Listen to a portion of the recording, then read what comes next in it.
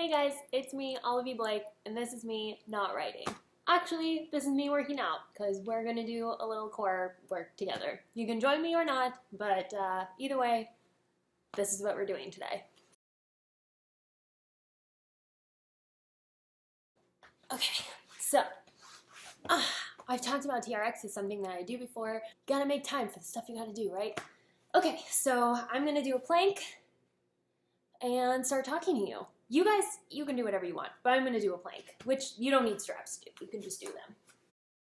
30 seconds. Feet in the straps. Okay. Okay. Oh.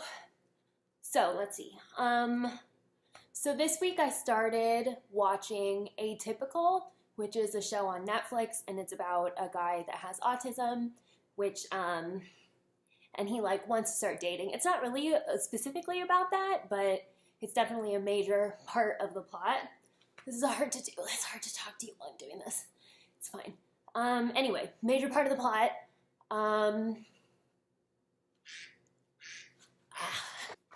Okay, so it's a major part of the plot. So kind of like when I was talking about the kiss quotient last week, it was funny that Mr. Blake started watching this show, and I was like, these are very similar. They're kind of both about pushing outside your comfort zone, and it's a really good show. It's really interesting to watch. I find myself often having problems with the mom character and having to question myself as to why that is. Mr. Blake and I also had a pretty interesting conversation recently. Mr. Blake comes with me to my therapist like once a year or whatever, just to talk. Sometimes it's nice, you know, when you're dealing with difficult conversations, to have like a guided someone there to like help ask the right questions and stuff. So we were talking about how I am very extroverted and Mr. Blake is very introverted, and so sometimes he doesn't really like to be in social situations where I very much enjoy being in them. And over time, Mr. Blake has sort of used me as a security blanket. Like, sometimes when we're in public, he will physically hold on to me. Like, if he's meeting new people, he usually will be touching me in some way. Sometimes when people are talking to him, he'll put me in his lap as like a physical shield. And so a lot of times, like, I don't make him do social things unless he, like, it's really important.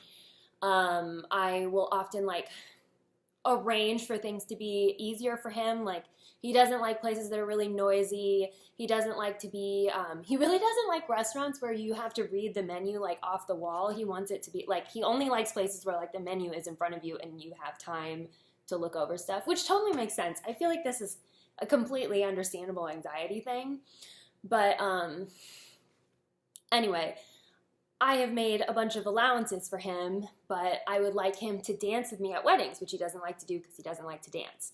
And I was expressing my frustration with how, like, it's just this one thing I want him to do, and I know it's hard, but why can't he just do it, you know? And my therapist actually pointed out to me that I have done so much work over the years in making him, allowing him to stay in his comfort zone, that now he's never ventured outside of it for, like, ever. Like, basically since he's been dating me, I have always done the talking for him if he doesn't want to, or, like, you know, not that I jump in to answer questions on his behalf, but sometimes he'll give me a nudge when he doesn't want to talk to people and I will do it for him. Or, like, if we go to parties and he doesn't really want to interact with people, he kind of pushes me to do it on his behalf. I think you get it. I'm going to do some mountain climbers, which I don't know if I'm going to be able to talk during. But yeah, so the thing with me doing all that for him is that he doesn't have any practice doing it for himself. So I thought this was a really good lesson for both kinds of people. For people who are like Mr. Blake, who don't enjoy getting outside their comfort zone, and for people like me, who like to control things. Which is that sometimes it's not good for the people around you either to not venture outside of your comfort zone, or to not let other people around you venture outside. I think for me, I always think of it like I want to make him as comfortable as possible. But at the same time, you can't really do that, can you? I mean, the world is what it is, and sometimes people need to be pushed. So, in conclusion, I learned this week that I need to do less, which is weird. I don't think I've ever, I should probably do less, but it's hard for me to take a step back. So I guess I'm just sharing that with you. I mean, why not? Hopefully you take something useful out of that, even if it is just that, having conversations like that with your significant other are sometimes a good thing. But having conversations with your significant other like that are also reasons why I don't write about established relationships, because I'm really not sure that my therapy session with Mr. Blake would be interesting to read in a book.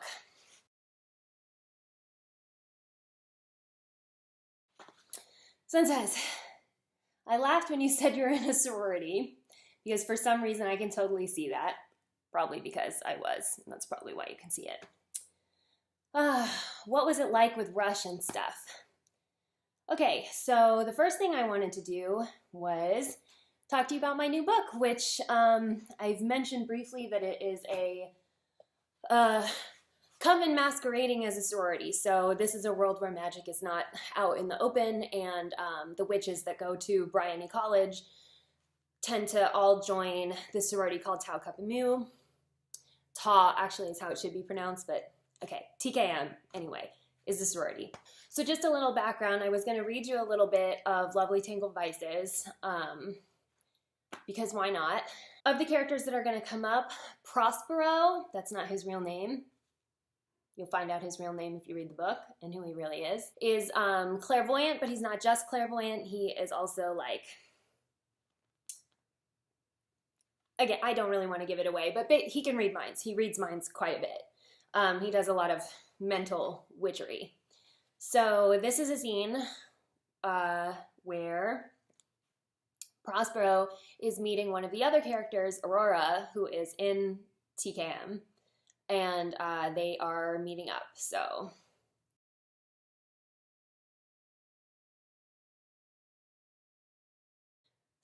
Neve prompted suspiciously, leaning a little closer to Prospero.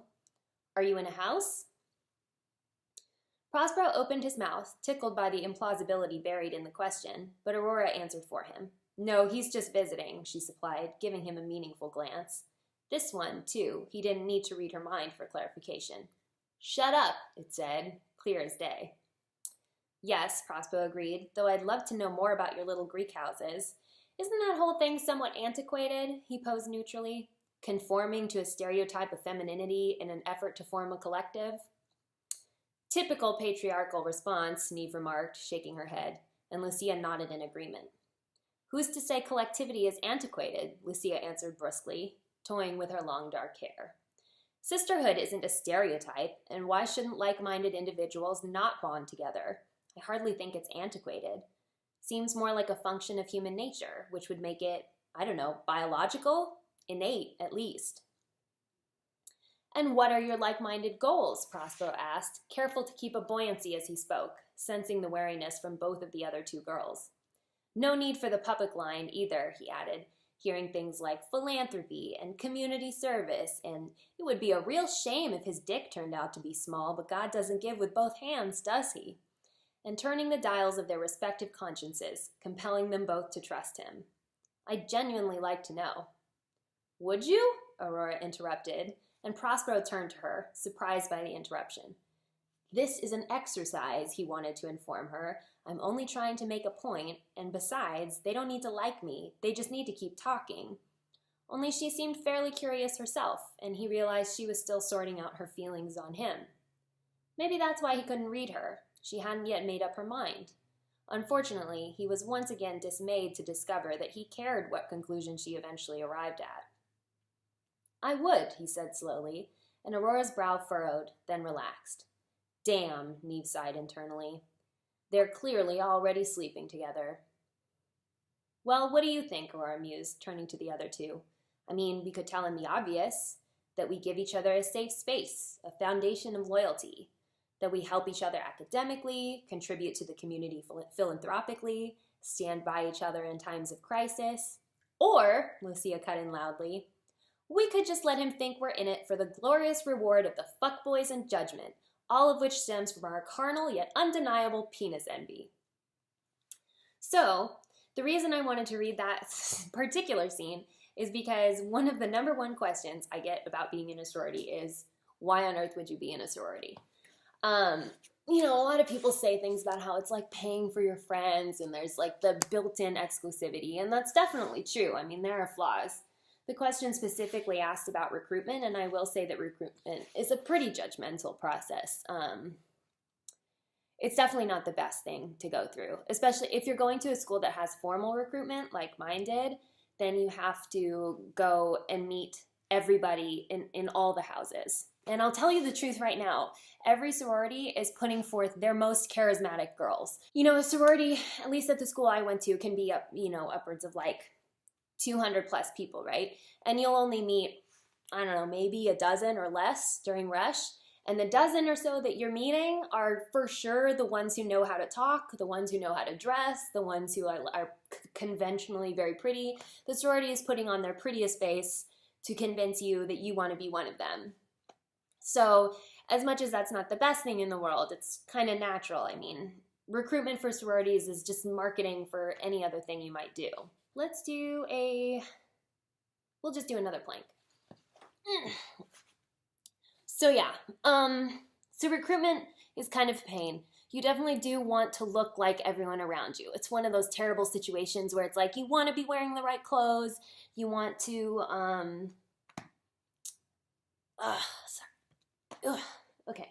you want to be wearing the right clothes, you want to be wearing your hair the right way. You know, it's kind of a difficult situation and all that. But it's weird because it's kind of like, the world is going to expect a certain behavior from you anyway. And sororities are very good at teaching you how to mimic that. I mean, it's definitely like, obviously after having been on both sides of recruitment, I can say that as soon as we were done recruiting, like with our active, like full face of makeup and so happy to be there and talking about philanthropy and community service, in the end, we were back in our pajamas, like curled up with each other, watching some stupid TV show and talking about nothing. And so it's funny how like recruitment is the worst of it. But then being on the other side and getting to be your real self it's the reward you get for getting through the gatekeeper thing, which is dumb, but it is what it is. And I don't really know how they do it, but you really find the place you belong, I think. For me, it definitely was.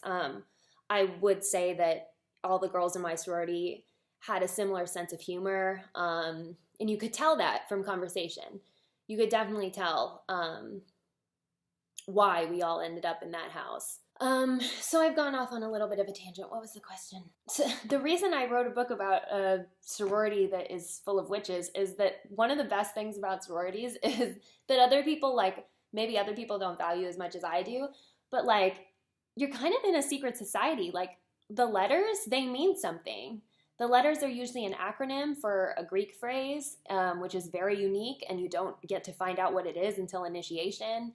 All those symbols, everything that's part of a sorority or fraternity has been like, you know, I'm from the United States where things aren't that old, but sororities are pretty old. Most sororities and fraternities are like at least a couple hundred years of tradition, which isn't something we come by very often in this country. So, yeah, I loved the ritual aspect, and that was like the witchiest part, you know, like initiation is kind of a witchy process, because you're like becoming part of something bigger than you. And as corny as that is, it's fun. And, I don't know, I liked it. But, you know, that doesn't mean that a sorority is necessary for everyone. Any group of women would probably provide the same, like, comfort that I got from being in a sorority. I mean, I learned how to talk to girls. You know, like I said, I wasn't really that close of friends with groups of girls, and I didn't really know how to relate to women. So being in a sorority was kind of like permission to enter society that I'd never really understood before. Like I didn't understand the culture of womanhood before, which is kind of a weird thing to say, but hopefully that makes sense. Yeah, and the other thing is like, so I have, I feel like when you're in a space that's all women, then you get to, it's a place where you don't have to deal with like things that are taboo. Like I could be in my sorority house and talk about how much my period sucked, and no one was going to be like, oh my gosh, just don't talk about that, or like I could talk about whatever I wanted. I could talk about seeing the gynecologist. I could talk about needing a bra fitting. I could talk about sex. This is something, I just met someone recently who asked about the books I had just read, and I told her about the kiss quotient, and I was like, it's like 90% sex. And she was like, oh my God, you said that so loud. And I was like, have you ever met a man who hushed his voice when he was talking about sex? Have you ever talked to a man who dropped his voice when he was talking about masturbation? Never. I've never met a man who wasn't just like straight up talking about how often he jacked off, like possibly earlier that day. So it was just kind of this sense of, oh, I'm almost still in this like comfortable female space that like when I'm talking to a woman, I don't necessarily worry so much that she's going to find whatever subject matter I choose like, stigmatized, I guess. But yeah, I just thought that was funny, and like sex positivity is for sure something that occurred because I was around a bunch of women.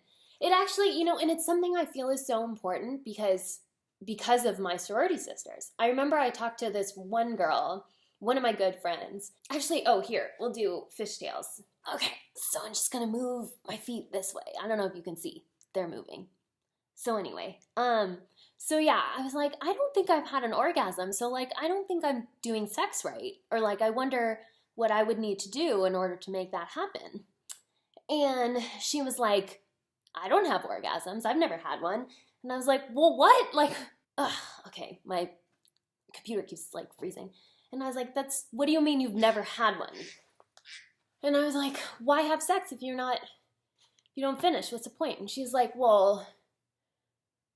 I kind of like need to, basically in order to keep a guy's attention, have to have sex. And like, if I don't orgasm, whatever, it's not a big deal. That's not why she was doing it. And that conversation has stuck with me for a long time because it's kind of like, that's like the biggest bullshit I've ever heard, So I think I've said before that some of my relationship rules involve sex. That if you're with someone and you can't have an orgasm, and there's a difference between you can't have one and you're trying and they're being, you're able to work together and you trust each other and whatever, and it's just not happening. That's fine. Human anatomy is difficult. But if it's like he doesn't care if you're having one or not, get him out. Oh, I went off on a whole tangent there. Yeah, but it's definitely like, I think having a community of women in your life is really important, especially around that college age, because, that you're not really an adult yet. You need a community. You need something to take you from adolescence to adulthood. But that's the sorority house or any place, I had a friend who was in an all-female, like, choir, like a cappella group situation. They all lived in a house together and they had like basically the same experience that I did, that was just like being part of a group of women. I don't know. And when you meet people who like successful women who are in sororities, you can kind of tell they all have this like vibe to them of just like, they're just very secure in their womanhood. You can get it from other places for sure. But if you have the opportunity to get it from a sorority, I recommend it. I definitely know people who dropped out of their sororities. My sister dropped out of hers. It's not for everyone, but I think that you still walk away with something. Also, my sister was like, her group of girls, she grew up with girls, like she doesn't have male friends. She's the opposite of me. She had mostly female friends. So she probably didn't need it as much as I did. But like, I super needed it.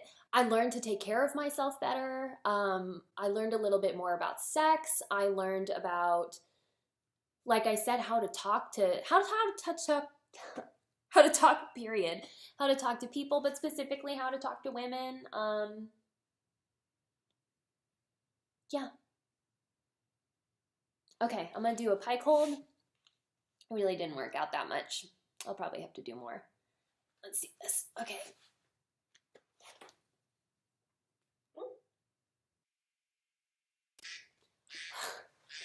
But yeah. So